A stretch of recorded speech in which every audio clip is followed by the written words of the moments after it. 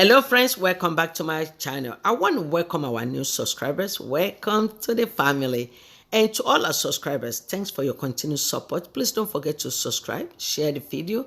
Today we're going to talk about how to make ginger oil and the benefits of ginger in general to our health and to our skin.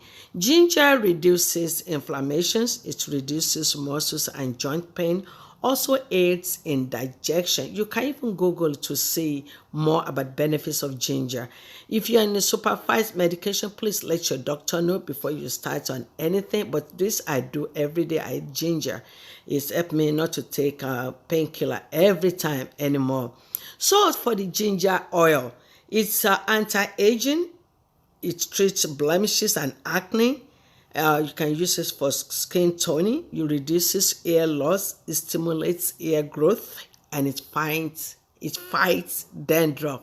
So if you want to see how to make your own ginger oil, let's get started. So we're going to need ginger, and we're going to need organic olive oil.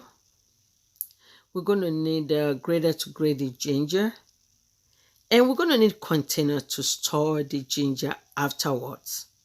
And already washed the ginger. Overnight, I let it air dry. I'm using three gingers. You can use two, three, four or more. Depends on how much that you want to make. And I wear gloves just to protect my fingers and my nails. There's nothing big to that. I just wear it to protect my fingers from the sharp object that I'm using right there. And I'm going to grate it just like so. And afterwards, you can see that is after you can see it is watery. You don't want to put oil just like that. So what I do that I let it dry for a couple of days because you don't want to mix oil and water together. And this is after a couple of days. So the next step, I'm going to stuff it in a jar where we're going to apply our organic olive oil. Make sure when you apply the oil, is cover everything. So that's the organic oil that organic olive oil I'm going to put into it. And this is it. And after I just shake it gently, the next step, I'm going to put water in a pot and let it boil. And after that, just lower the gas and just put the ginger inside the water. If you have for kids or some people that are with asthma, let them go in a room and then make sure that you open the windows because it's really spicy. Everybody's going to be coughing. So after about 15 minutes, I turn the gas off and I just mix it gently, just like that. If you're in the house, you can smell it really, really good. And afterwards, you take it out and let it cool down and you just store it.